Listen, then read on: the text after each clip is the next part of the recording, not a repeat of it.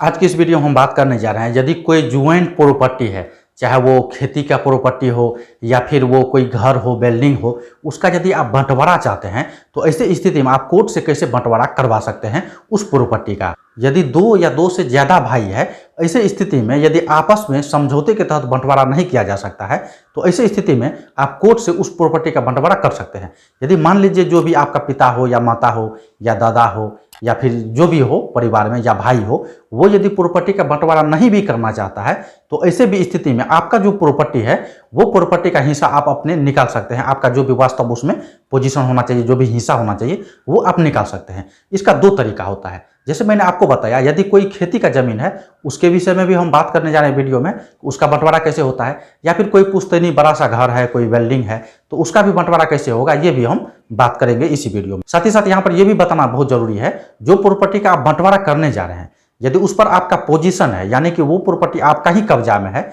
लेकिन आप उसका वास्तव मालिक नहीं है, कानूनियन तौर पर उसका मालिक नहीं है, उस प्रॉपर्टी को आप बेच नहीं सकते हैं, तो ऐसी स्थिति में आप कानूनियन मालिक कैसे बन सकते हैं, इसी के बारे में आज की इस वीडियो हम बात करने जा रहे हैं। देखिए, बंटवारा का जो मुकदमा करना होता है तो वहां पे पार्टीशन सूट कोर्ट में दाखिल करना होता है। लेकिन यदि आप पार्टीशन सूट करेंगे तो उससे पहले आपको सबसे पहले सामने वाले को लीगल नोटिस भेजना होगा। देखिए, प्रॉपर्टी जितना व्यक्ति में बंटवारा होना है, मान लीजिए यदि कोई एक भाई है तो एक भाई को तो बंटवारा करना ही नहीं पड़ता है, क्योंकि उसका पिता का जो भी प्रॉपर्टी था वो खुद उसके नाम से ट्रांसफर हो जाता है, इसमें कोई दिक्कत नहीं है। यदि दो या दो से ज्यादा भाई है और वो सभी के बीच प्रॉपर्टी का विभाजन होना है तो ऐसे स्थिति, मान लीजिए यहाँ पर हम एग्जाम्पल लेके चलते हैं 3 भाई का, ठीक है। तो 3 भाई में एक भाई बंटवारा चाहता है, वो प्रॉपर्टी को अपने नाम करवाना चाहता है, लेकिन बाकी का जो 2 भाई है वो लोग नहीं चाहता है बंटवारा। ऐसे स्थिति में एक भाई को, यानी कि जो बंटवारा करना चाहता है प्रॉपर्टी का, उसको सबसे पहले लीगल नोटिस वो बाकी 2 भाई को भेजना होगा कि आप लोग आपसी में, मतलब आपसी सहमति से जो है बंटवारा कर लीजिए। और उस लीगल नोटिस में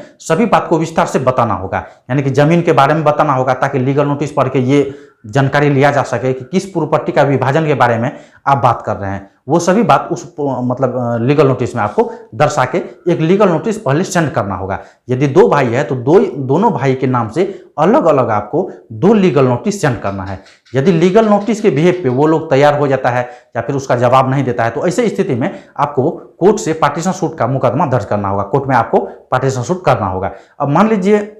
यदि आपका ऑलरेडी पोजीशन पहले से है, यानी कि आप जो जमीन का बंटवारा कर रहे हैं आप लोग का पोजीशन पहले से उस जमीन पे है, तो ऐसे स्थिति में कोर्ट का फी बहुत कम हो जाएगा। यदि हम मैक्सिमम बात करें कितना फी लग सकता है तो मैक्सिमम 200 रुपया लग सकता है, लेकिन इससे ज़्यादातर कम ही रहेगा, क्योंकि देखिए सभी स्टेट में अलग अलग नियम है। कुछ स्टेट में ये फी मात्र 20 रुपया रखा गया है, कुछ स्टेट में 50 रुपया है, कुछ में 100 है, कुछ में 150 या 200 रुपया है, तो वो मैक्सिमम 200 रुपया होता है। यदि आपका पोजीशन है, जो प्रॉपर्टी का आप अपने नाम से करवाना चाहते हैं कोर्ट के द्वारा, उस प्रॉपर्टी पर यदि आपका पोजीशन है, आप कब्जाधारी है, तो ऐसी स्थिति में कोर्ट फी मैंने आपको बताया, ठीक है। इस वीडियो में ये भी बात करेंगे यदि आपका पोजीशन नहीं भी है तो ऐसे भी स्थिति में आप कैसे पार्टीशन सूट करके उसका बंटवारा करवा सकते हैं। तो जैसे आप मान लीजिए कोर्ट में केस फाइल कर दिए, पार्टीशन सूट किए हैं, तो उसके बाद यदि वो खेती बाड़ी का जमीन है तो ऐसे स्थिति में बंटवारा जो है बहुत इजीली हो जाता है, बहुत कम समय लगता है। तो ऐसे स्थिति में यदि वो खेती बाड़ी का जमीन है तो ऐसे स्थिति में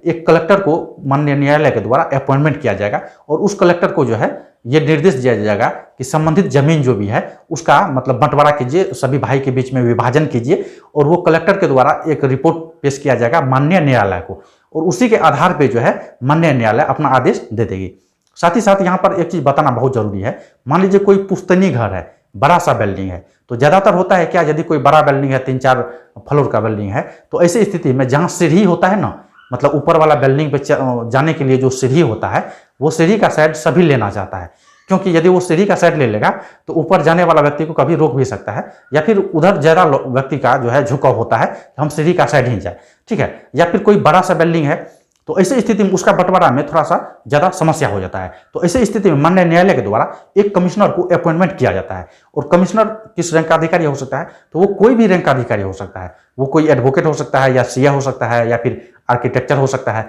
या फिर कभी कभी माननीय न्यायालय के द्वारा कोई डिस्ट्रिक्ट कलेक्टर को भी ये पावर दे दिया जाता है। तो जैसे कमिश्नर का नियुक्ति किया जाता है तो वो कमिश्नर सबसे पहले ऐसी स्थिति में वो कमिश्नर जो है उस बिल्डिंग का विजिट करता है, वास्तव में उसका पोजीशन देखता है कि क्या पोजीशन है और कितने व्यक्ति के बीच में बंटवारा होना है और किस टाइप से बंटवारा किया जाए, ताकि सभी जो भी भाई है किसी भाई के बीच में कोई परेशानी ना हो। ये सभी चीज को ध्यान में रखते हुए एक रिपोर्ट बनाता है और वो रिपोर्ट माननीय न्यायालय को पेश कर देता है और माननीय न्यायालय उसी आधार पर जो है डिक्री पास कर देती है। लेकिन कभी कभी ये भी होता है, खास करके जो अभी घर है, पुश्तैनी घर है, मकान है, उसका विभाजन में ये देखा गया है कि ये मान लीजिए जैसे मैंने 3 भाई का एग्जांपल लिया, 2 तो तैयार हो जाता है जो भी रिपोर्ट बनाया गया है, बाकी 1 तैयार ही नहीं होता है। ठीक है, ऐसा भी बहुत मामला देखने को मिला है। तो ऐसी स्थिति में आपको बता दें, पार्टीशन एक्ट 1893 का सेक्शन 9 ये जो है माननीय न्यायालय को कुछ ऐसा पावर दिया हुआ है, यदि माननीय न्यायालय को कुछ ऐसा प्रतीत होता है कि जो बंटवारा किया गया है कलेक्टर महोदय के द्वारा या फिर माननीय न्यायालय के द्वारा जो भी अधिकारियों को नियुक्त किया गया था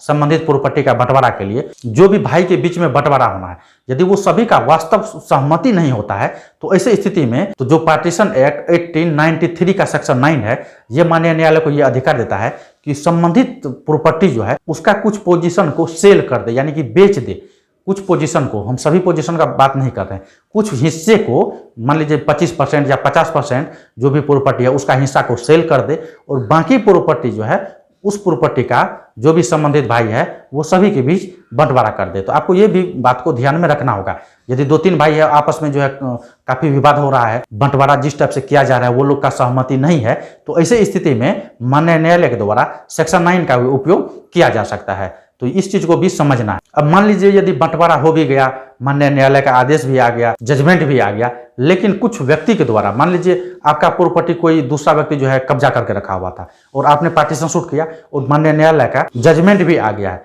उसके बाद भी आपका जो भी सामने वाला है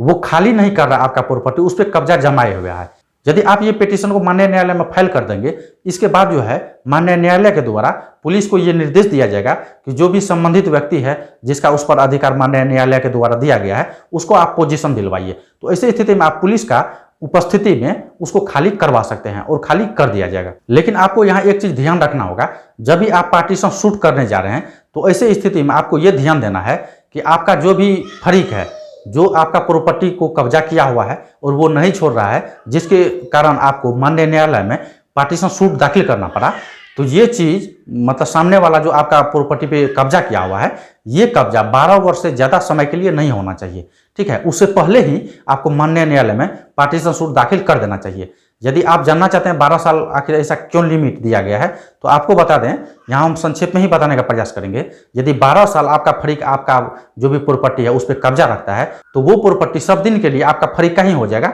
उसके बाद आप उस पर कोर्ट केस करके भी उसे वापस नहीं ले सकते हैं। हालांकि इस विषय पर हम पहले ही एक वीडियो बना दिए हैं, तो आप मेरा प्रीवियस वीडियो जाके देख सकते हैं। साथ ही साथ यहाँ पर एक चीज और आपको ध्यान रखना होगा, यदि आप लोग आपस में बंटवारा चाहते हैं और जितना भाई हो, जैसे मैंने एग्जांपल 3 भाई का लिया, यदि ये तीनों भाई का सहमति नहीं बनता है तो ऐसे ही स्थिति में आपको पार्टीशन शूट दाखिल करना चाहिए। यदि सभी व्यक्ति आपस में बंटवारा करने के लिए तैयार है तो ऐसी स्थिति में आपको पार्टीशन शूट नहीं करना चाहिए। यदि मान लीजिए सभी व्यक्ति का सहमति है, जैसे मैंने 3 भाई का एग्जाम्पल लिया, यदि तीनों फरीक का आपस में सहमति है तो ये खर्च बहुत कम हो जाएगा, बहुत कम खर्च में आप लोग आपस में बंटवारा कर सकते हैं। साथ ही साथ वो वीडियो आपको स्क्रीन पे आ गया है, ठीक है, कि आपसी सहमति से कैसे जो है प्रॉपर्टी का विभाजन किया जाएगा, तो उस वीडियो पे क्लिक करके आप उसे देख सकते हैं।